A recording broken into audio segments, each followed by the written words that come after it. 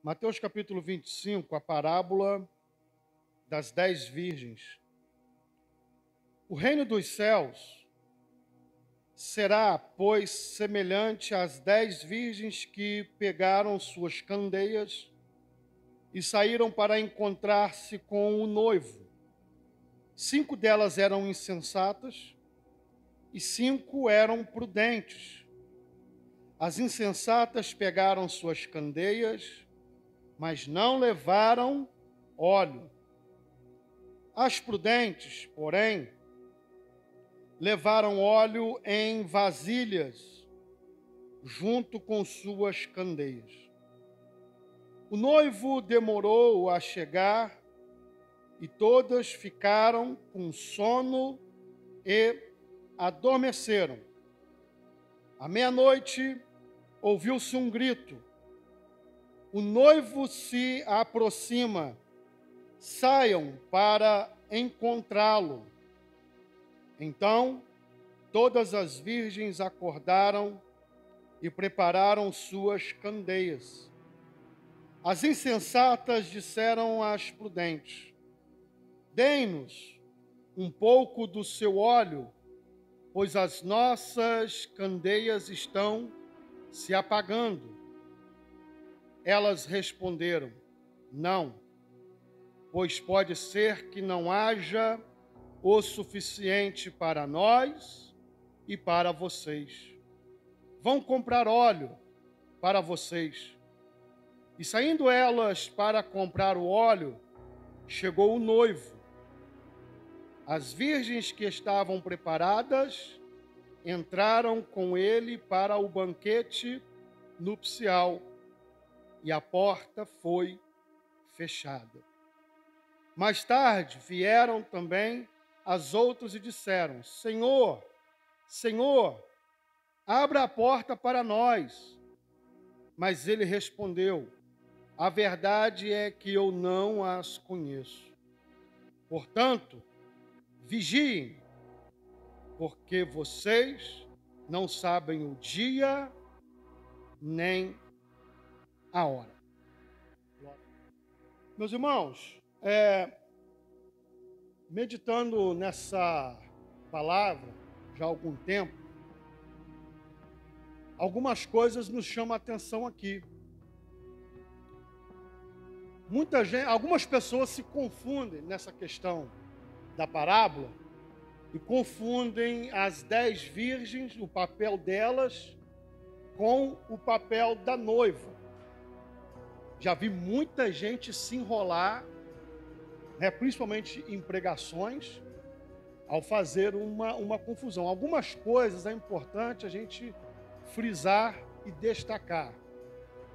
O princípio dessa parábola é o princípio de vigilância, tá? Então, o que pode ser aplicado aqui para nós é o princípio de vigilância. Muita gente às vezes se confunde na questão das virgens com a noiva. Por exemplo, quando vai se fazer uma comparação dentro da simbologia. Se nós formos usar a simbologia, quem é a igreja não são as virgens, é a noiva. A noiva simboliza e representa a igreja. Então, se nós formos olhar e tentar interpretar esse texto pela simbologia, vai dar problema de interpretação. Então, nós temos que entender o princípio da parábola. Aqui é uma sucessão de parábola. Quando Jesus termina o sermão profético, ele dá sequência logo em algumas parábolas, uma depois da outra. Vocês vão ver que ele vai falar sobre a parábola das 10 virgens, a parábola dos talentos, o julgamento das nações, enfim, todos esses textos estão falando sobre o princípio de vigilância. Então é isso que Jesus está apontando para nós, na verdade, primeiramente para os discípulos, que estavam primeiramente ouvindo, e essa é a forma como nós devemos interpretar e entender esse texto. A gente precisa de voltar um pouquinho lá atrás para a gente poder entender um pouco essa parábola. Jesus estava no templo, né? Estava ensinando, e quando ele vai saindo do templo, os discípulos então ficam maravilhados de ver toda a estrutura do templo, das muralhas, grandes pedras, principalmente a pedra angular, que pesava mais de 80 toneladas, né? As pedras angulares do templo. E os discípulos então chamam a atenção de Jesus e falam para ele: veja, mestre, que estrutura magnífica. E Jesus vira para eles e diz assim: em verdade eu vos digo que não ficará pedra sobre pedra que não seja derrubada. Quando Jesus fala isso, ele continua andando e imagine os discípulos, como que eles ficaram. Por quê? Até aquele momento, eles estavam esperando o quê? Que Jesus fosse causar uma revolução em Israel e que eles esperavam um reino de Deus nos moldes do reino do rei Salomão. Eles esperavam que Jesus restaurasse a glória de Israel, e aqui nós estamos falando do sentido político, no sentido militar, no sentido de soberania de nação. Eles estavam esperando isso, que Jesus iria conseguir reunir os remanescentes das tribos, iria liderá-los contra o Império Romano, libertar a nação, restaurar novamente o reino e sua glória. Era isso que os judeus esperavam. E para os judeus, a maior sinalização de que isso iria acontecer era o templo. Era o estabelecimento do culto, da religião, que sempre foi o centro da nação. Porque quando se olhava para o templo, por exemplo, imaginava-se o quê? O templo é a casa de Deus, é a morada de Deus, é Deus no meio do seu povo. Quando Jesus vira e diz assim, não vai ficar pedra sobre pedra que não seja derrubada. Imagine a mente dos discípulos. Não apenas os discípulos, isso os judeus esperavam a aparição de Messias nesses moldes. Tanto que os judeus, a maioria, não aceitaram a Jesus Cristo e no final das contas ele acabou sendo crucificado, sendo rejeitado, como está escrito na palavra. Veio para os seus e os seus não o receberam. Está falando de generalização, ou seja, da maioria, como nação, como povo. Nós sabemos que muitos o receberam, mas na maioria, como um todo, ele foi rejeitado pela nação judaica. Eles esperavam um Messias político que fosse restaurar a ordem nacional nos moldes do rei Salomão. Jesus fala isso, não vai ficar pedra sobre pedra que não seja derrubada. Os discípulos olham um para o outro e o texto vai dizer que eles ficaram sem entender. E ficaram se perguntando o que ele quer dizer com isso. Jesus caminha para o Monte das Oliveiras, ele se assenta e os discípulos então, depois de terem conversado entre si, muitas dúvidas, então eles chegam para ele e vão dizer: mestre, quando que isso vai acontecer? Que sinal é esse que vai haver? Porque eles não entenderam. E Jesus começa a proferir então o sermão profético. O sermão profético de Jesus Cristo, ele tem muita importância para nós, porque é uma predição exata e muito clara das coisas que deveriam acontecer e que nós já estamos vendo muitas dessas coisas já cumpridas. Jesus então começa a falar sobre os sinais do tempo. Haveriam guerras, rumores de guerras, fome, pestes, terremotos, perseguição contra os discípulos e seguidores de Jesus Cristo, uma série de eventos, aparições de falsos cristos, aparições de falsos profetas. Então, uma série de sinais Jesus falou para os seus discípulos que iria acontecer e que eles deveriam estar apercebidos. Deveriam estar apercebidos. Então, para nós, isso também é um alerta. Nós que somos a igreja, nós temos que estar atentos aos sinais que Jesus Cristo falou.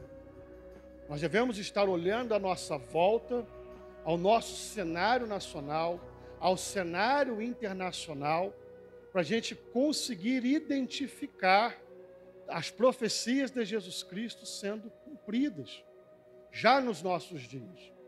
Há muitos estudiosos que se arriscam a dizer que as profecias já se cumpriram, aquelas que dizem respeito à volta de Jesus Cristo, que antecedem a volta de Jesus Cristo. Há quem se arrisque a dizer que essas profecias já se cumpriram e tão somente seria necessário agora o cumprimento da volta do Senhor Jesus Cristo. Embora que haja, nós entendemos, muitas discordâncias com temas escatológicos, nós não podemos desconsiderar, porque quando nós olhamos para dizer fome, já tem fome desde sempre, né? Nós olhamos para o mundo hoje, a fome é generalizada.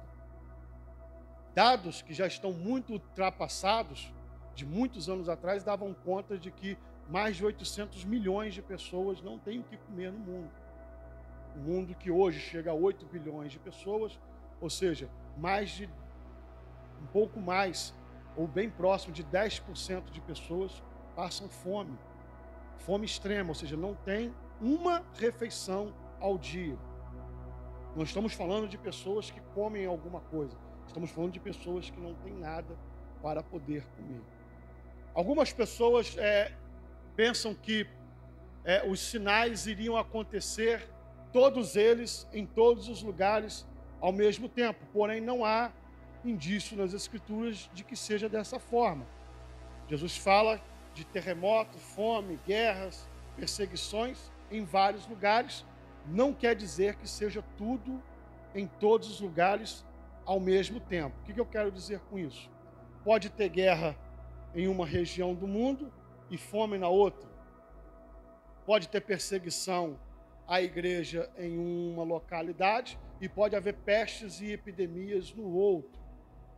Então, é uma outra questão também que nós temos que considerar. Algumas pessoas, na verdade, são escolas de linha escatológica, acabam apontando, somente para o futuro, todas essas coisas.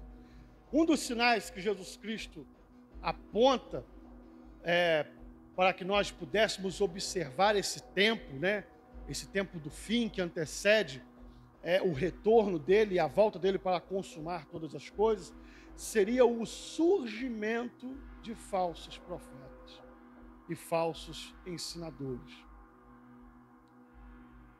Ele vai até mesmo dizer: muitos virão em meu nome, dizendo: eu sou o Cristo. Ao longo de toda a história, muitos personagens na história da humanidade se levantaram e enganaram a muitos, dizendo e se passando por Jesus Cristo. Outros pregando, e ensinando heresias, dizendo ser enviados de Deus. Então, muitos falsos profetas ao longo da história. Vocês vão ver, por exemplo, a maioria das seitas e heresias que existem hoje, a maioria não, todas, elas são fundamentadas, criadas por falsos ensinos que vieram de falsos ensinadores e de falsos mestres. Sempre há a alegação, quando há uma heresia, uma falsa profecia, um falso ensinamento, não é difícil de a gente entender isso. As pessoas sempre vão evocar para si uma autoridade espiritual.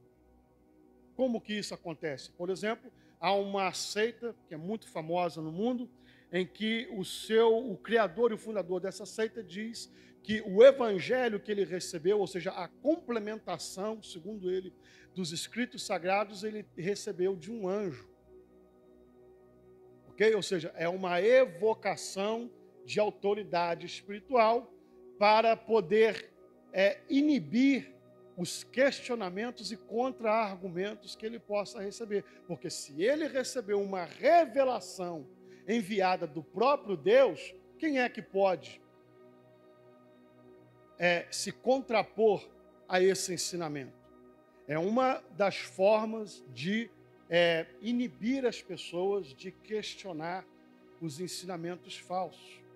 É lógico que quem tem mais esclarecimento, quem tem mais conhecimento, não se submete a esses tipos de ensinamento e não ficam nesses lugares. Acabam tendo um encontro com a verdade, acaba entendendo e compreendendo que aquilo ali é falso e acaba saindo. Porém, grande parte daqueles que estão dentro daquele círculo acabam sofrendo uma lavagem cerebral, não se levantam para contrapor esses ensinos, porque eles têm temor, na mente deles eles imaginam que é de Deus aquilo ali, porque as afirmações são essas, foi Deus que deu, foi Deus que falou, foi Deus que revelou, e assim então os ensinamentos falsos, eles progridem. Sempre é assim. Jesus vai dizer assim: muitos virão em meu nome dizendo eu sou Cristo, surgirão muitos falsos profetas. Sempre haverá uma evocação de autoridade espiritual. Nós vamos ver que esses ensinamentos, não apenas esse que eu citei, mas muitos outros são baseados em falsas revelações, falsas profecias. Por exemplo, há uma outra seita que guarda o sábado também. Vão ver que os seus ensinamentos estão baseados em uma profetisa. E os ensinamentos dessa profetisa são tidos como canônicos e sagrados. Ok? Então, não se pode, dentro dessa seita, dentro desse lugar onde se pratica esse tipo de ensino, não se pode contrapor. Por quê? Porque, segundo eles, é algo revelado por Deus. E qualquer um que se levante para poder questionar é acusado de herege, de blasfemo e não fica.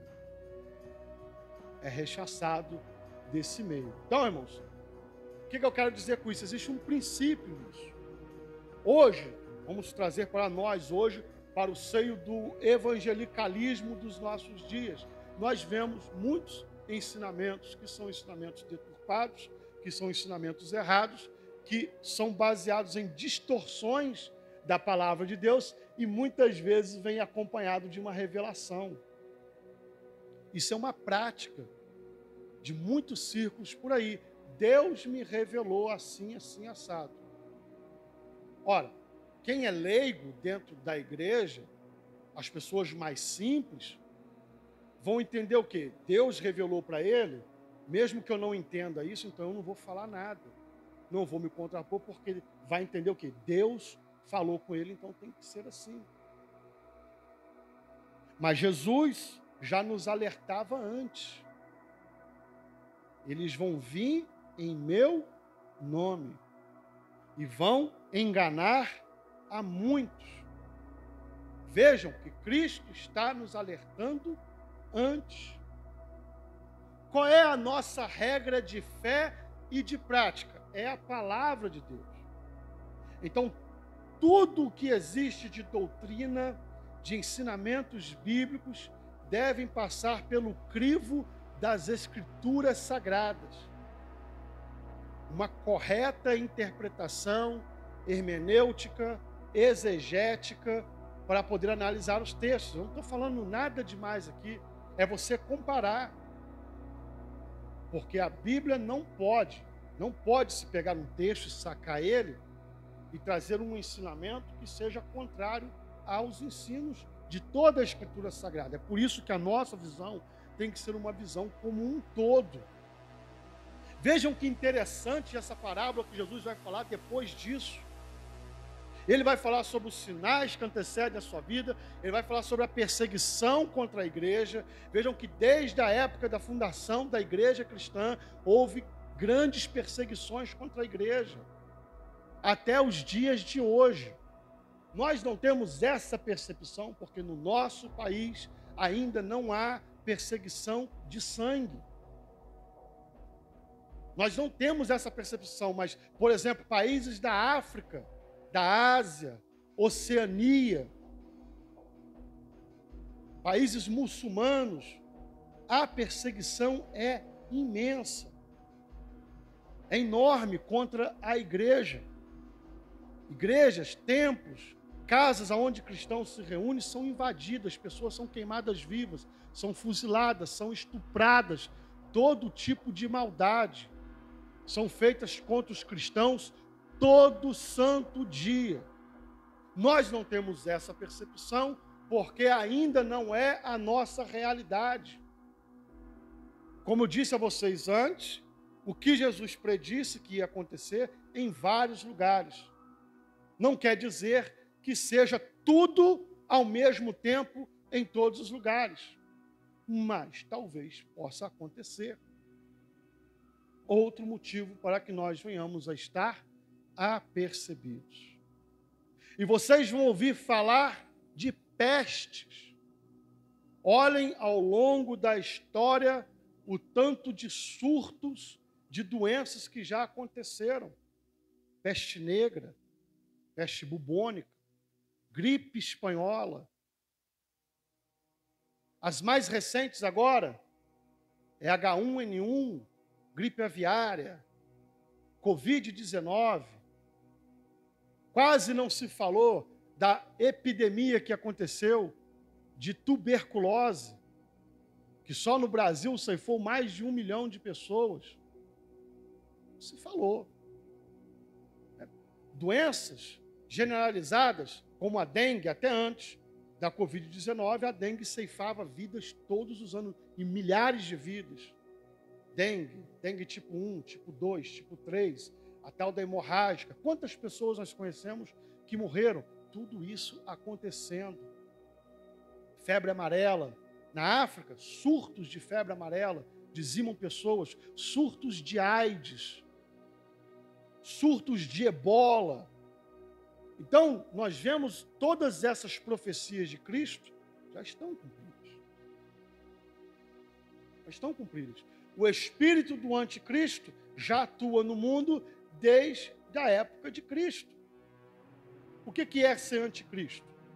Estou falando do espírito, não o homem específico, o homem do pecado específico. O espírito do anticristo é toda a ação pessoal ou conjunta que faça contraposição a Cristo, ao nome de Cristo. Então, quando nós vemos João falando que o espírito do anticristo já se manifestou, já há muitos anticristos por aí, ele estava falando dentro da igreja. Dentro da própria igreja já havia pessoas que eram contra o próprio Cristo, que ensinavam, e os seus ensinamentos eram contra os princípios de Cristo, deturpavam os ensinamentos que Jesus Cristo deixou para a sua igreja. E ao longo da história nós vamos ver que todas essas coisas e perseguições que acontecem com a igreja, falsas doutrinas, falsos ensinamentos, tudo isso parte de um espírito de anticristo que já atua no mundo desde sempre. Perseguição contra a igreja, cristãos que foram mortos, que foram martirizados ao longo da história e ainda hoje o são, partem desse mesmo espírito que já atua no mundo. Esse espírito que atua em diversas áreas da sociedade, principalmente na área política, na área de governos de países, porque muitas perseguições contra a igreja são institucionais. Institucionais. Vários países no mundo hoje proíbem a religião cristã. Vários países no mundo. Países muçulmanos, por exemplo, é proibido o cristianismo. Há alguns países que abrem alguma exceção para estrangeiros. Mas se alguém que é natural do país, que é nascido na religião islâmica, se converter para o cristianismo, essa pessoa é punida com a morte. Qual país você está falando? Sudão do Norte mesmo é um. No Irã também acontece da mesma forma. e muitos outros países, principalmente na África. Também acontece assim, como por exemplo na Nigéria. Há muita perseguição em determinados locais do país onde não se tolera o cristianismo. Então isso já está acontecendo, é o espírito do anticristo que já está atuando. Jesus fala também sobre as dores de parto. Como que isso acontece? É uma outra parábola que Jesus faz, uma outra análise, uma outra comparação. Ele vai comparar, por exemplo, esses tempos que antecedem a sua vida como uma mulher prestes a dar à luz. Como que acontece o parto? Primeiro a mulher está grávida, ela vai gerando ali o bebê, a criança vai desenvolvendo, vai crescendo, e chega num certo ponto, quando já está na hora de nascer, que rompe-se a bolsa, a mulher então passa a começar a sentir contrações. E o que é interessante com isso é que nós vivemos isso na prática, e eu fiquei pensando nisso, e lembrando nisso quando nós passamos por isso. Chegamos no hospital, a bolsa de Cris havia rompido, e quando nós chegamos no hospital, a médica disse que se não fosse por causa da bolsa, ela seria mandada de volta para casa, porque as contrações estavam com um tempo muito prolongado. Havia distância entre uma contração e outra que estava, acho que era 10 minutos ou 9 minutos, ia mandar de volta para casa. Por quê? Porque a mulher só vai ganhar o neném enquanto essas contrações são uma atrás da outra, num período curto entre as contrações. Aí entende-se, né, dessa forma de fato, que o neném vai nascer. Então nós ficamos no hospital, a bolsa rompeu 7 da manhã, ganhou era 8h20, né? 7h15 da noite. 7h15 da noite. Então nós foi o quê? 12 horas de trabalho, de parto, e eu pude acompanhar tudo, porque eu fiquei com ela esse tempo todo. E realmente, de tempos em tempos, vinha uma enfermeira ou técnica de enfermagem, não sei, medir o intervalo das contrações. Está de tanto em tanto tempo, está diminuindo. Aí voltava, está diminuindo o tempo. É a analogia que Cristo usa. Ou seja, todas essas coisas são consideradas como dores de parto. E a partir do momento em que elas vão convulsionando com mais frequência num período mais curto de tempo, sabe-se que está prestes a se cumprir o que Cristo profetizou. Assim como quando as contrações estão num período bem curto de intervalo, sabe-se que a criança está prestes a nascer. Vocês entendem isso? Terremoto, fome, guerra, rumores de guerra, perseguição. Isso sempre aconteceu, desde que o mundo é mundo, sempre houve terremotos, houve fomes, houveram guerras. Mas, com o passar do tempo, iria haver um convulsionamento, porque essas coisas iriam acontecer com maior frequência do que antes.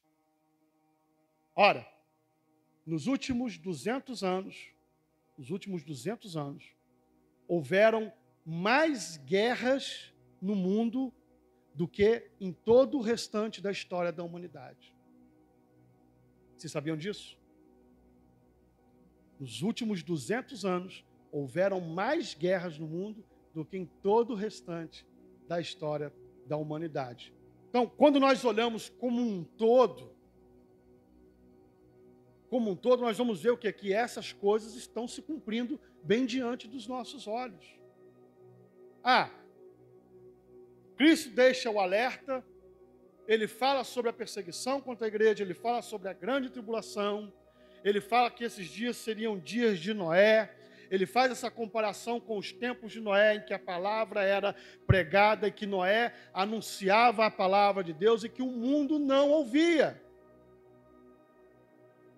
Às vezes as pessoas estão falando a respeito de um grande avivamento e que o mundo vai se converter, mas nós vemos Jesus comparando os dias da sua volta como dias de Noé, dias em que se desprezava a palavra de Deus, Dias em que as pessoas estavam preocupadas em fazer o que queriam.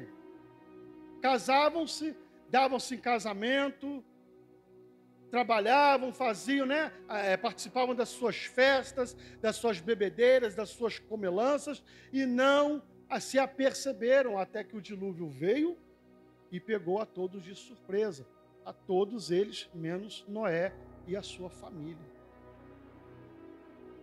Olhem para o cenário mundial.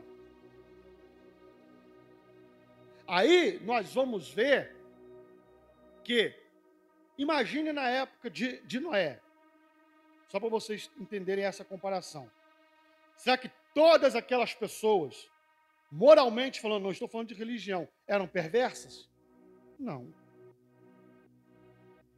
Moralmente falando, não estou falando de religião. Talvez as pessoas tinham até algum senso de divindade ou de crença em Deus, mas não eram servos de Deus, fiéis e verdadeiros. Tanto que a Bíblia vai dizer, no livro do profeta Ezequiel, tá, que a família de Noé foi salva por causa de Noé. Está escrito lá. Causa de Noé. Deixa eu dizer uma coisa para vocês. O que eu quero dizer a vocês aqui é que poucas pessoas vão estar apercebidas. Poucas pessoas vão estar apercebidas. Num cenário mais amplo, Jesus vai fazer essa comparação com o mundo todo. Dias de Noé. Ou seja, o mundo não está nem aí para a palavra de Deus. Isso é o mundo. E uma pequena parte é que vai estar atenta e apercebida a palavra de Deus. Aqui são sequências de parábolas ou comparações que vão apontar para a vigilância. Porque depois do seu sermão profético, de tudo que Jesus profetizou e predisse, agora ele entra numa sequência de escritos, de parábolas, a respeito da vigilância. É uma atrás da outra. Falando o quê? Para que nós venhamos a estar apercebidos e vigilantes com tudo o que estará ou estaria acontecendo à nossa volta no mundo. Vigiem. Vigiem. Vocês não sabem a hora que ele há de vir. E parece que a igreja, como um todo, não todos, mas uma grande parte da igreja não vigia, não está vigilante, não vive uma vida de oração, não vive uma vida nos moldes e nos padrões morais que são exigidos pela Escritura, que são exigidos pelo Evangelho. Isso é uma forma de adormecimento. E aqui nós vamos voltar para a parábola. A palavra parábola no grego é parábolis, que significa comparação. Comparação. Então Jesus usa de uma metáfora para poder fazer uma comparação com o ensinamento que ele está pretendendo ensinar. Diga, irmão. Amém. Existe um termo muito usado no meio dos evangélicos, não somente no Brasil, mas principalmente sobre grandes líderes internacionais que falam sobre o avivamento aqui no Brasil. O meu ponto de vista eu não acredito nesse novo avivamento tão coletivo, conforme é falado aqui, e principalmente dos líderes de fora. Um dos pontos é que eu consigo observar algumas pessoas continuar no seu estado de vida espiritual, esperando ver algo acontecer nas outras pessoas, onde ela mesma, muitas das vezes, procura não é tomar uma reação, uma posição, mas assim, eu vejo ela ficar acomodada.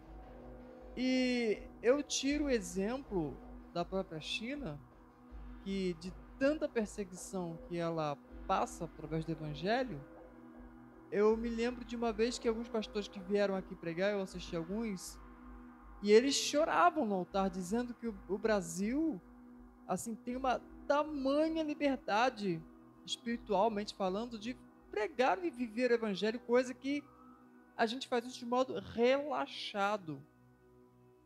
Se é para eu dizer o meu ponto de vista sobre a questão do avivamento, eu acredito que, de uma certa forma, a nação brasileira teria que ser apertada, tal como a China, vamos dizer assim, vamos comparar, não vou falar nem Sudão, nem Arábia, mas China, para que realmente os que são os verdadeiros possam se manifestar, né? Eu não sei qual é o teu ponto de vista sobre essa questão do avivamento, mas, assim, eu não acredito nessa questão que nem é muito falado sobre alguns grandes líderes e alguns líderes aqui no Brasil, né? Dizendo que o Senhor vai fazer acontecer, vai usar como grande exemplo o Brasil, é de lá que vai sair, né, muitos pregadores para nações e afim, né? Todo esse detalhe que é acontecido. Então, assim, se Jesus já profetizou sobre todo o fim do tempo, tudo que tem que acontecer, eu acredito que o ser humano tem a mania de querer intervir, né? Principalmente essa questão do avivamento, porque, infelizmente, eu vejo muitos se relaxarem por causa disso. Meu ponto de vista, tá? Tá. A palavra avivamento significa comunicação de vida. Tá? Alguém que estava morto e recebe vida. Então, no sentido técnico da palavra, tem a ver com conversão de almas. Tem a ver com conversão de almas. O que alguns entendem é que vai haver, ou houve, né, um avivamento nesse sentido no mundo todo. Existe uma corrente teológica que é chamada de triunfalista, né? Então eles entendem que o reino de Deus, ele primeiro tem que ser estabelecido aqui na terra, tem que haver um avanço, uma propagação, um alargamento desse reino de Deus para que Cristo possa vir de fato para estabelecer um reino físico aqui na terra. Existe essa linha de interpretação teológica, por isso que há muita confusão, porque há pessoas que não entendem que é um sistema inteiro de interpretação teológico, escatológica, e às vezes as pessoas pegam só algumas partes e acabam misturando com outras, fazem uma salada de fruta e no final das contas a gente não entende nada do que está sendo ensinado, porque no final das contas tudo acaba se contradizendo. Porque um tipo de corrente, ela vai acabar tendo problemas em comparação com outros.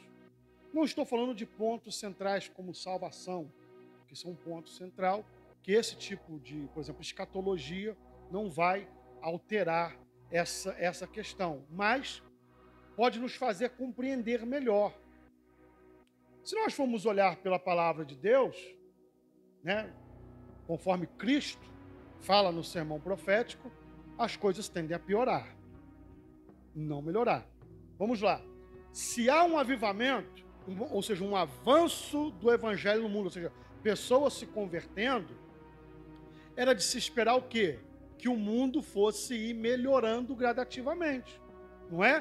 Porque se os filhos de Deus estão avançando, ou seja, todos os padrões morais do evangelho, das escrituras sagradas, vão avançar com eles, principalmente na questão de justiça.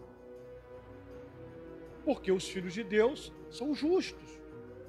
Mas o que nós vemos no mundo, não precisa nem de olhar para o mundo, vamos olhar para o Brasil. Se avança tanto o evangelho, mas nós não vemos isso de fato melhorando a sociedade.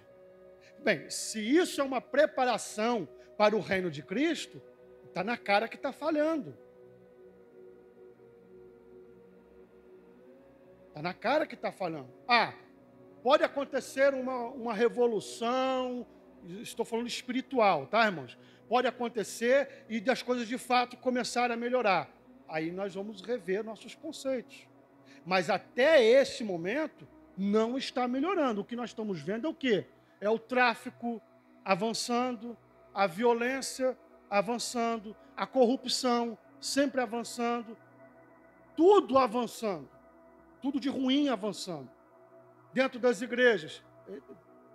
heresias, falsos ensinamentos, corrupção também dentro das igrejas, desvio de dinheiro, adultério, prostituição, ministros, né, que se dizem ser ministros do cântico, da palavra, envolvido com coisas espúrias. Se isso é o avanço do reino de Deus, então nós estamos perdidos. Se acontecer um avivamento de fato no mundo, as coisas têm que melhorar. Elas têm que melhorar. Porque se mais pessoas estão se convertendo, pelo menos ao redor aonde esses cristãos estão, as coisas têm que melhorar. Por exemplo, se eu sou um cristão, ainda que a minha família não seja cristão, mas por causa de mim, a minha casa tem que haver algum tipo de melhora. Porque é menos um ímpio, é menos uma treva, é menos um sob a influência de Satanás, sob a influência de setas malignas, é menos um injusto, correto? Então, era para a gente perceber isso, mas, na verdade, o que nós estamos percebendo é o contrário. É o contrário. Daí vem as grandes indagações que são feitas, e eu mesmo sou um que faço essas indagações, essas argumentações, de que não estamos vivenciando melhoras. Quando nós olhamos para as igrejas, nós vamos ver que mesmo as pessoas que estão na igreja, eles são facilmente representados por essas virgens. Vejam que são representadas no princípio de vigilância, não é no simbolismo. Volto a frisar para vocês, no simbolismo, a igreja é a noiva, tá? No princípio de vigilância, sim. Jesus vai apontar para esse princípio de vigilância. Há 5 imprudentes e 5 sensatas. Todas estão aguardando o noivo, ou seja, são pessoas da religião. Não está se falando de ímpio, está se falando de pessoas dentro do evangelho. Pessoas que entraram no evangelho, não significa que o evangelho entrou neles. Nós vamos ver Jesus comparando o reino dos céus, à sua volta, semelhante às 10 virgens que pegaram suas candeias e saíram para encontrar-se com o noivo. Era um costume da época. E ainda hoje, em alguns locais, no Oriente Médio, principalmente na região da Palestina, ainda se fazem assim. Ainda mantém essa tradição. O noivo vem caminhando com os seus amigos para poder encontrar-se com a noiva. E as amigas da noiva também saem num cortejo nupcial para poder encontrar-se com o noivo. Quando Jesus está falando isso aqui, aqueles que estão ouvindo ele conseguem compreender com o que Cristo está comparando. Porque para eles isso aqui era algo que eles entendiam, embora que nós temos dificuldade porque não é a nossa cultura e nem a nossa tradição. Então, por que se pegava a candeia? Ora, porque era costume do noivo demorar. E às vezes anoitecia. E nós estamos falando de um lugar onde não tinha, e de um tempo que não tinha energia elétrica. Não havia iluminação pública. É por isso que vocês vão ver sempre a Bíblia dando bastante ênfase para a luz que rompe com as trevas. Vocês vão ver, por exemplo, no Salmo 119, no verso 105, o salmista dizendo: lâmpada para os meus pés é a tua palavra e luz para os meus caminhos. O Salmo 119 é um salmo que fala sobre a palavra de Deus, como luz, como lâmpada, que rompe as trevas. Para aquele povo, isso fazia muito sentido. Hoje não, porque nós temos iluminação pública, nós temos lanterna, tem lanterna até nos smartphones, nós não temos essa noção.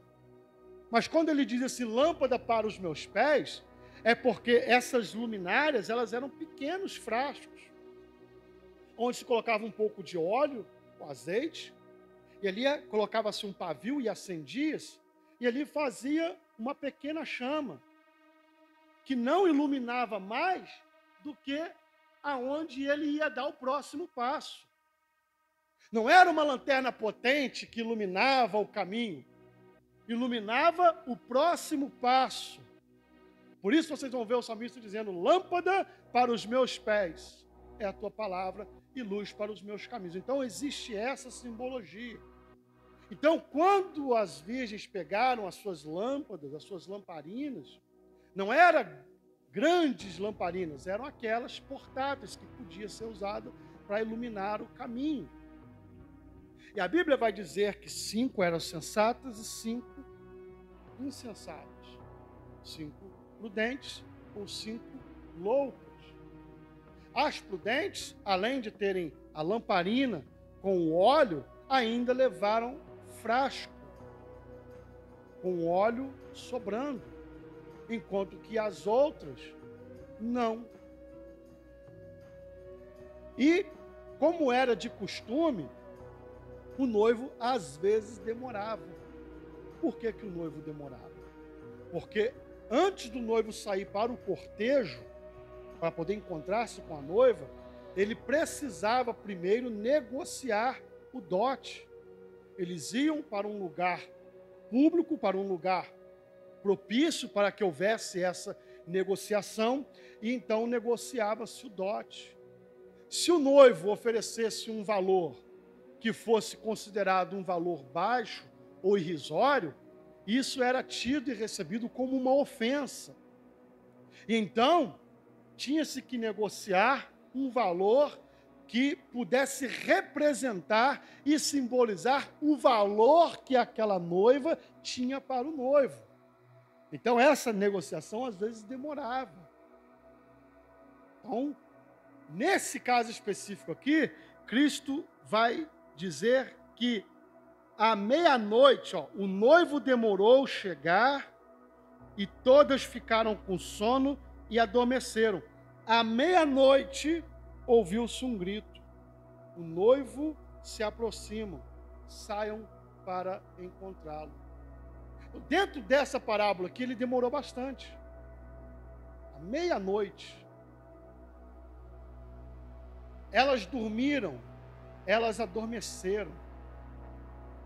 Quando nós olhamos para a história da igreja como um todo, com o passar dos tempos, dos séculos, parece que a igreja, ela, como um todo, tá, irmãos? Parece que ela meio que adormeceu, ou ao menos está sonolenta, não atentando-se para os sinais da volta de Cristo e nem ao menos aguardando a sua volta. Eu já falei para vocês aqui algumas vezes que antes de estar aqui na AD6, nós estávamos em outra denominação, onde nós ficamos ali por alguns anos e não se pregava nem ensinava sobre a volta de Cristo. Sempre era a vitória para os nossos dias e para as nossas vidas. E isso me incomodava muito, porque desde criança, nascido, criado no Evangelho, eu sempre ouvi desde criança que Jesus iria voltar. Os apóstolos pregavam isso, esperavam, na sua época, a volta de Jesus Cristo. Uma esperança flamejante, viva nos seus corações. E eu cresci em uma época que as pessoas realmente esperavam a volta de Jesus. E nós vamos ver que com o passar do tempo, com o avanço da teologia, da prosperidade, as pessoas nas igrejas começaram a tirar o foco da esperança futura, da volta de Cristo, e começaram a desviar o seu foco para a vida na presente era. Ou seja, o negócio agora é buscar o conforto para a vida nessa terra. É buscar meios de poder melhorar de vida. Não estou dizendo que não se possa melhorar de vida. O que eu estou dizendo é a questão de princípio de foco. O que é prioridade? O que é prioridade para as nossas vidas? Então, nós vamos ver aqui que ambas adormeceram. ambas adormeceram. Porém, nós vamos ver aqui algo que aponta para a comunhão e intimidade pessoal com Deus. Ouviu-se um grito à meia-noite. O noivo está chegando. Todas despertaram. Porém, 5 tinham azeite e 5 não tinham azeite. O azeite, nós sabemos que dentro da simbologia, ele aponta para o Espírito Santo de Deus. Se nós formos olhar de uma forma mais ampla, fazendo uma aplicação para nós hoje, nós podemos dizer: 5 tinham intimidade e comunhão com Deus e 5 não tinham. Ao ouvir a voz do Espírito Santo, que diz para a igreja: desperta, porque o noivo está chegando, o noivo está à porta, Jesus está voltando. Quem tem azeite, quem tem comunhão com Deus, há de se preparar, há de aguardar essa volta. Já está com as vestes nupciais, não vai faltar azeite, não vai faltar a lâmpada, a iluminação. Ou seja, aqui é a palavra de Deus, é simbolizada e representada pela palavra de Deus, porque a lâmpada para iluminar os nossos caminhos é a palavra do Senhor, é a palavra de Deus. E esse azeite que mantém essa chama acesa é o Espírito Santo, que nos revela a sua palavra, que nos revela a sua vontade, que é o motivo pelo qual hoje nós podemos afirmar que nós temos comunhão com Deus. É porque nós temos o Espírito Santo. E o Espírito Santo de Deus, é Ele que nos incomoda para estas coisas. Então, quando nós vemos, 5 eram loucas, não tinham o azeite de reserva. Veja, estamos apontando para dentro da religião. Dentro da religião. O mundo é a comparação que Cristo fez com os dias de Noé. Aqui, nós estamos falando de algo específico. Podemos dizer que Cristo está dizendo para a igreja hoje, é a aplicação que nós fazemos desse texto para nós hoje, a aplicação do princípio de vigilância. É que grande parte da igreja está dormindo e está sem azeite. Outra grande parte da igreja pode ser até que esteja dormindo, não esteja atento, mas tem comunhão com Deus. E quando o Espírito Santo despertar a igreja para esse período, vai ouvir a voz do Espírito, vai estar atento. Eu quero dizer para nós hoje, nessa manhã, é que o Espírito Santo de Deus possa encontrar essa liberdade nas nossas vidas, de aquecer os nossos corações e de nós podermos ser alertados e entender esse grito de alerta que o Espírito faz para aqueles que são prudentes. Muitos vão continuar dormindo, muitos vão continuar trilhando os caminhos que apontam para o conforto da vida nessa terra. Estou falando dentro da igreja, dentro da religião. Veja como que é interessante. Quando as virgens se levantam e elas veem que o azeite delas não vai dar, estão sem o azeite, elas pedem para a prudente: divide o seu azeite comigo. E elas vão dizer: não, porque senão vai acabar para vocês e vai acabar para nós. Vão e comprem. Isso está apontando para a comunhão com Deus, que é pessoal. A comunhão com Deus é pessoal, não pode ser transferida. Não pode ser transferida, não tem como. Quem tem, tem. Quem não tem, não tem. Não adianta. o conselho das prudentes para as imprudentes é: vão buscar o azeite, vão procurar arrumar o azeite, vão comprar. Dá o jeito de vocês conseguirem. Mas para elas foi tarde.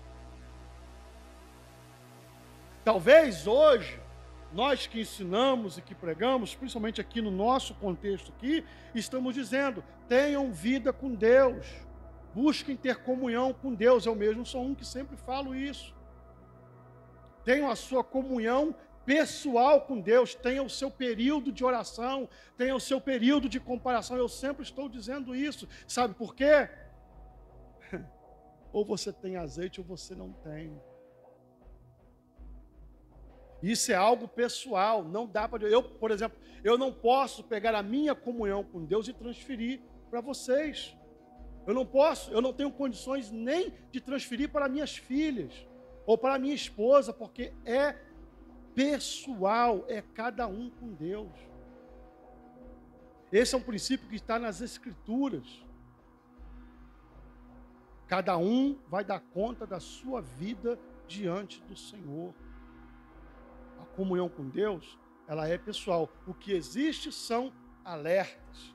O Espírito Santo é a voz que grita: o noivo está chegando. E ele vem. Quem tem azeite e é prudente, aguarda a vinda do Senhor e se prepara. Quem não tem azeite, vai ficar de fora. Esse é o princípio. Quem não tem azeite, não vai encontrar-se com o noivo. Quem tem azeite, mesmo que depois venha se arrepender, mesmo que depois venha querer buscar ter um relacionamento com o noivo, não vai mais conseguir. Por quê? Porque o tempo acabou. E quando nós falamos aqui, vê que Jesus sempre vai dizer: a porta foi fechada.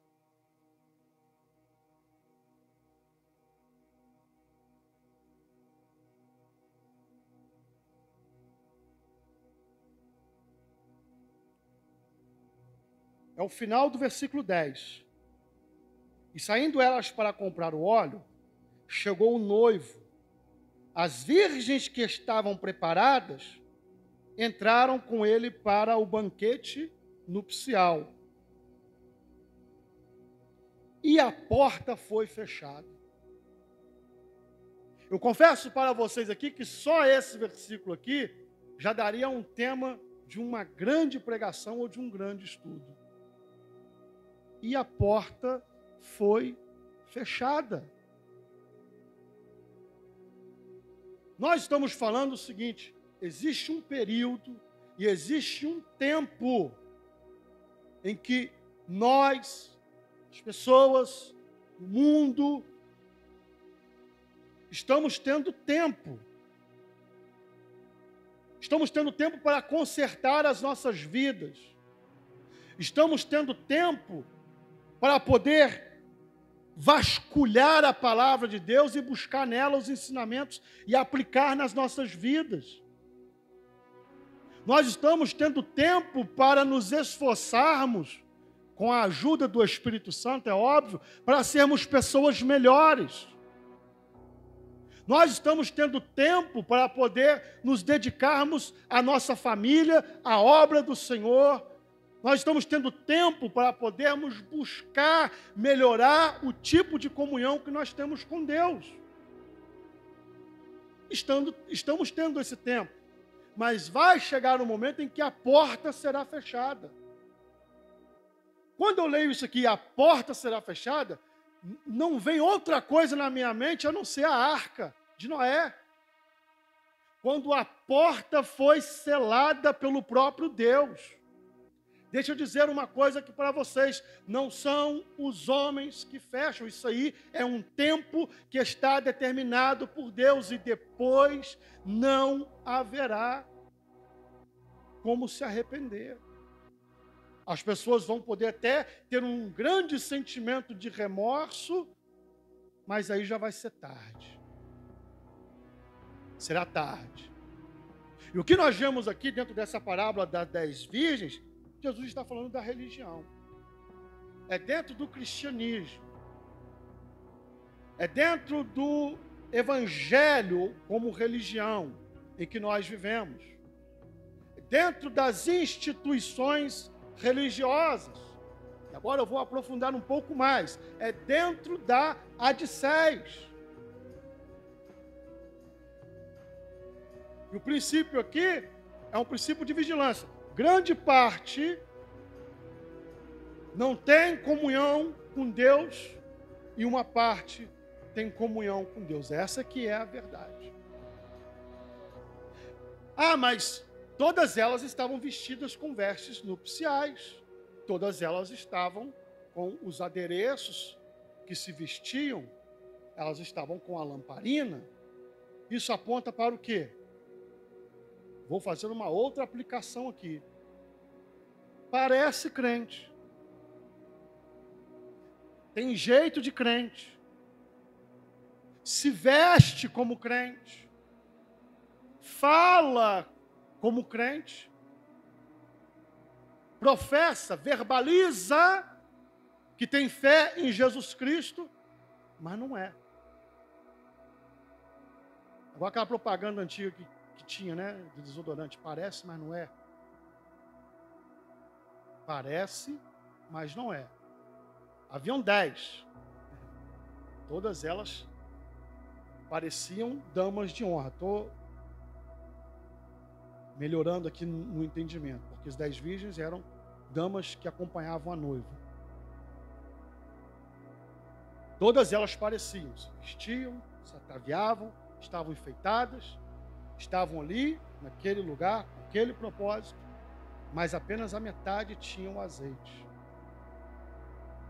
Como o azeite simboliza o Espírito Santo, e às vezes muitas pessoas, já fui indagado, por eu ser muito duro com o tipo de ensinamento que eu tenho, mas o que eu diria para pessoas que estão à beira da morte? Essa é a urgência de quem ensina e de quem prega tem que ter. Como se você estivesse falando a uma pessoa que está prestes a morrer. Você vai ficar enrolando, falando coisas que não tem nada a ver, contando historinhas, ou você vai falar para ele o que é necessário, o que é importante. Então eu tenho esse senso de responsabilidade. Por isso eu falo sobre a importância de se ter a comunhão com Deus e como isso aponta para uma vida cristã verdadeira. E aqui eu vou dizer para vocês, não é questão de julgamento. Qualquer pessoa que olhasse para aquelas moças, olhasse de fora, iriam dizer o quê? Belas moças, estão bem vestidas, como demanda, como pede a ocasião. Todas elas têm a lâmpada, estão enfeitadas, estão ali dentro dos ritos daquela cerimônia. Estão ali, aguardando o noivo. Estão cumprindo ali as tradições. Mas um único detalhe fez essa diferença, que era o princípio de vigilância. 5 estavam preparadas. Como que elas se prepararam? Tendo uma comunhão verdadeira com Deus, simbolizada pelo óleo que é o Espírito. Vocês entenderam? Diga. Amém. Bom, nós sabemos bem que devemos dar honra a quem tem honra. E toda a glória que a pessoa recebe quando se entende o que é o Evangelho, ela devota essa glória a Deus. Mas uma das coisas que eu tenho, como é que eu posso dizer, eu não gosto de observar, de ouvir isso, ver, são os elogios que saem principalmente do altar. Os elogios de homem para homem. Não estou falando que a maioria faz isso de propósito. Pode até acontecer ocasiões em que realmente o elogio ele é proveniente, mas a gente sabe que eu, particularmente, quando observo a maioria, ela não é, de uma certa forma, adequada, né? Então, assim, eu fico olhando para o ministério de algumas pessoas, assim como o Senhor, que tenho 1 ano e alguns meses, né, como pastor, como líder, né? E tenho um corpo ministerial. Eu tenho a certeza que o Espírito Santo te incomoda para chamar a atenção de algumas pessoas que estão ao seu lado, que é para estar ao seu lado. Eu não sei com que frequência, né? Mas enfim, eu entendo que um líder, ele tem que ter uma grande preocupação com as pessoas que estão em volta dela para estar anunciando exatamente isso, né? Para que o azeite dela nunca falte, para a lamparina não pudesse apagar. Diferente de alguns líderes que, ao invés de fazer essa cobrança, eles simplesmente continuam elogiando, elogiando, exaltando, exaltando e vão-se embora, né? Mesmo que veja algumas coisas erradas. Então, assim, eu acredito que uma pessoa, um líder espiritual, quando realmente ele entende a palavra e sente o Espírito Santo incomodar ou chamar a atenção, ela sabe chamar a atenção dos seus subordinados, né? Então, enfim, uma das grandes falhas que eu vejo nos líderes é exatamente isso: elogiar demais. Assim como foi dito aí, as 10 estavam muito bem apresentadas para a ocasião, porém, tinha toda essa diferença. Eu vejo isso como uma grande falha nos líderes, tá? Infelizmente, para mim, no que eu percebi, a maioria. Amém. É só uma observação. Tá. Sobre o que o Espírito de Deus me incomoda. Me incomoda todos os dias, por isso eu prego do jeito que eu prego. Eu ensino do jeito que eu ensino. Eu estou baseado em Atos 20,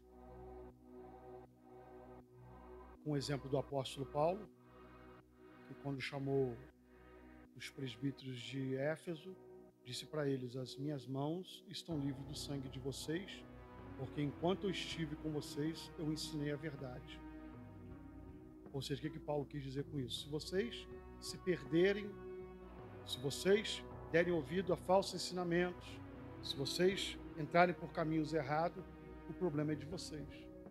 Cada um vai dar conta da sua vida diante de Deus. O que pesa para os pregadores, para aqueles que ensinam, ou mesmo para aqueles que cantam, porque a mensagem está sendo transmitida através do louvor também, isso é importante, é que nós vamos ser julgados e provavelmente seremos cobrados por aquilo que nós deixamos de falar e de ensinar. Ok? Não é dar conta da vida das pessoas, é você ser cobrado de não ensinar e não pregar a verdade como deveria. Então, aqui está a igreja, o templo, né? É confortável, bancos acolchoados, dá para todo mundo ficar muito bem. Está aqui o púlpito, o lugar onde nós usamos para poder ensinar, para poder pregar, para louvar.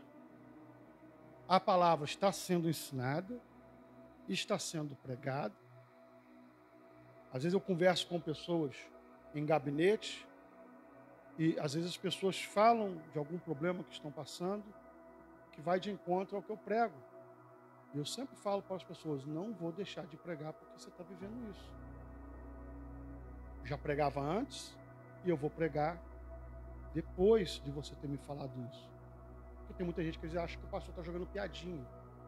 Não estou jogando piadinha, eu estou lavando as minhas mãos do sangue de qualquer pessoa que possa vir a se perder e possa querer questionar no dia do juízo. Ah, mas o pastor não ensinava. Ah, mas eu estava lá, mas o pastor não falava. Isso é uma coisa que eu vou dizer para vocês. É uma das coisas que eu boto a cabeça no travesseiro e eu durmo tranquilo. Muitas outras coisas me tiram o meu sono. Mas isso, não. Isso não. Eu sempre tenho falado com vocês a respeito de que buscar ter uma comunhão com Deus. Ter um padrão moral segundo as Escrituras. Segundo as Escrituras. Eu não posso me passar por uma coisa aqui e em casa ser um demônio. Aqui é o santo, é o bonitão, está vestido como noiva, e em casa ser o demônio. Não estou falando que eu sou perfeito, não é isso. Mas é a questão de buscar, melhorar. Eu estou falando isso na presença da minha esposa. Graças a Deus que ela, se eu estiver falando mentira aqui, ela pode falar e levantar, falar, não, você está falando mentira, você me bate, você me xinga, pode falar isso. Eu te falo para você, conhecendo ela como eu conheço, se eu não tivesse uma vida de cristão dentro de casa, nem aqui ela estaria. Nem aqui ela estaria. Porque primeiro, então, o que acontece? A prioridade é nós termos comunhão com Deus. Se nós temos comunhão com Deus, nós seremos cristãos independente do ambiente onde nós estejamos inseridos. Ó, pessoas que falam assim, o cara vai trabalhar de Uber e vai viver na galinhagem, porque tem assédio, tem isso, tem assim assado. Estou 3 meses, né, fazendo umas corridas no Uber, nunca recebi um assédio. Nunca recebi. Provavelmente não receberei. Por causa da minha postura. E se o dia que aconteceu, eu paro o carro e mando descer. Tem que ter postura. Não é porque eu estou longe da minha esposa, ou porque eu estou longe dos irmãos da igreja, que a minha postura tem que ser diferente. Não. Eu sempre falei isso para vocês aqui. O temor a Deus faz parte da nossa comunhão. Ou nós temos, ou nós não temos. Quem tem comunhão com Deus, e quem tem temor a Deus, quando estiver diante de uma situação difícil e complicada, ele não vai pensar na igreja, ele não vai pensar nos irmãos, ele não vai se preocupar com o pastor, ele não vai se preocupar com a esposa, com filhos, com família, não. Ele vai pensar em Deus. Ele vai pensar em Deus. Eu tenho temor a Deus. Então eu sempre falo isso para vocês, eu uso exemplos bíblicos, como por exemplo, o exemplo de Daniel e dos seus 3 amigos, que foram para a Babilônia, e mesmo longe dos olhos da família, mesmo longe dos olhos dos rabinos, eles permaneceram fiéis a Deus. Por quê? Porque eles tinham uma comunhão com Deus que independia de quem estava à volta deles. Eles foram arrancados das suas famílias e foram levados para o palácio do rei, onde havia todo tipo de culto pagão, de orgia, de coisas que era contra os princípios morais deles, e eles conseguiram prosperar dentro desse ambiente. E mais, eles conseguiram influenciar o meio no qual eles viviam, a ponto de o próprio rei glorificar o nome do Senhor. Nabucodonosor, Dario, todos eles no final acabaram baixando decretos dizendo que o Senhor era verdadeiro Deus e deveria ser adorado e reverenciado. E que qualquer pessoa que falasse contra o Deus deles seria punido com a pena máxima. Então vocês veem que a comunhão verdadeira de uma pessoa com Deus faz a diferença na vida dele. Na vida dele. Eles estavam preocupados com o que os outros iriam achar, com o que os outros iriam pensar, até porque estavam longe. Mas era o temor com Deus. As virgens têm o óleo, o Espírito Santo. O que pesa mais para mim é isso. O Espírito Santo. Faltou a comunhão na vida daquelas outras. Pareciam, se vestiam, estavam dentro, né, dos requisitos para a cerimônia, para cumprir as tradições das cerimônias, mas faltava óleo. Esse é o grande alerta para as nossas vidas. Qual é o tipo de comunhão que nós temos com Deus? É um tipo de comunhão verdadeira? Ou é um tipo de comunhão apenas de aparência? Isso é uma pergunta que nós temos que fazer para nós mesmos. É uma preocupação que nós temos que ter com a nossa vida. Enquanto nós oramos, o quanto nós buscamos, veja que o conselho das prudentes para elas: vão buscar azeite, vão comprar, vão dar um jeito de arrumar azeite. Só que, porém, para elas foi tarde. Amém?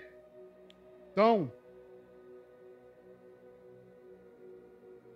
a palavra de Jesus, quando elas voltaram, no versículo 11, mais tarde vieram também as outras e disseram: Senhor, Senhor, abra a porta para nós. Já era tarde. Ele respondeu: a verdade é que eu não as conheço.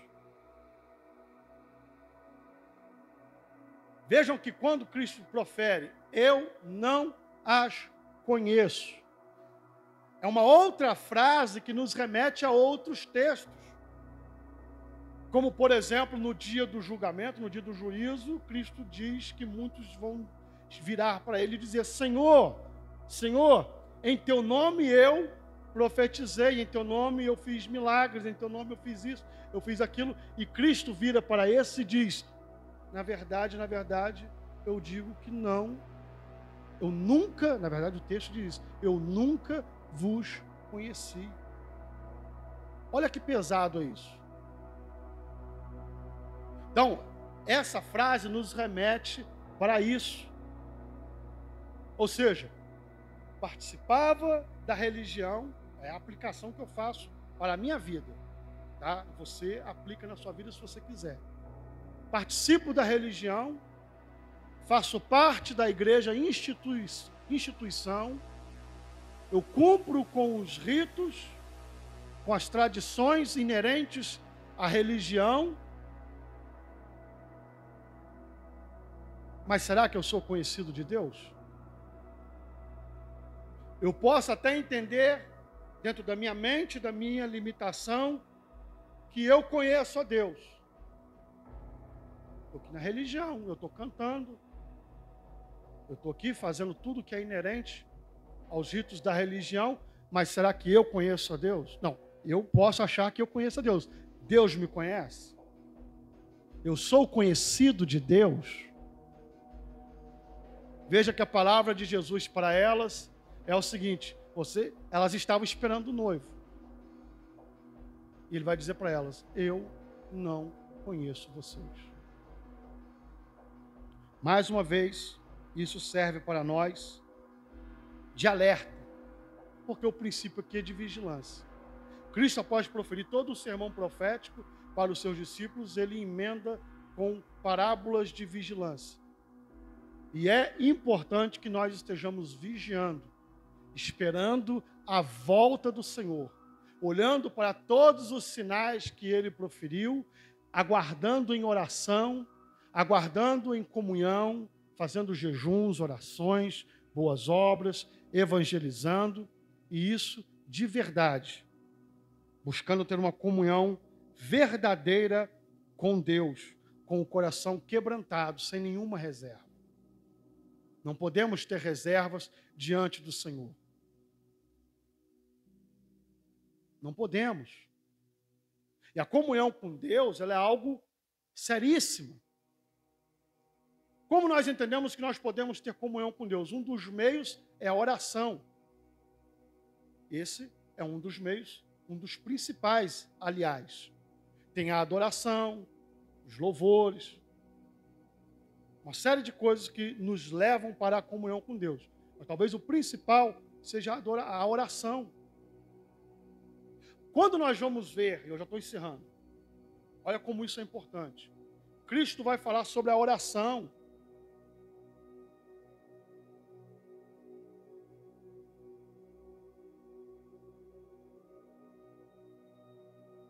Se houver um problema,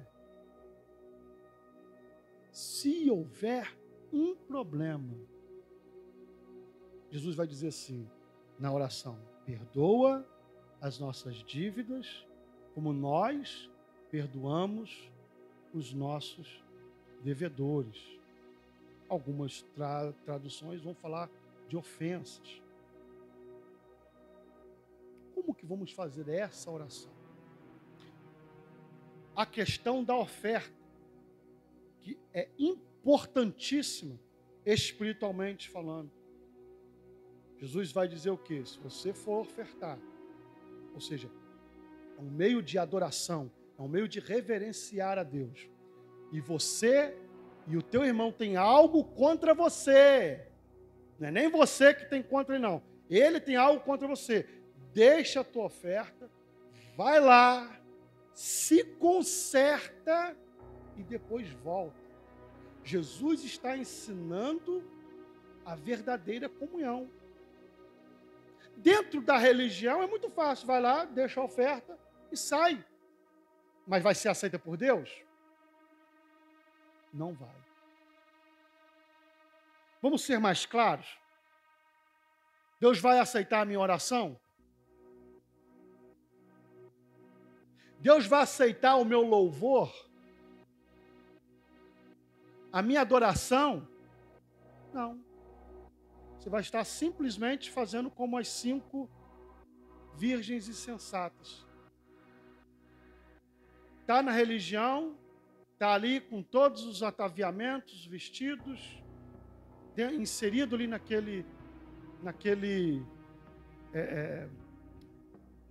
naquela cerimônia que está sendo feita, preparada dentro da cultura, mas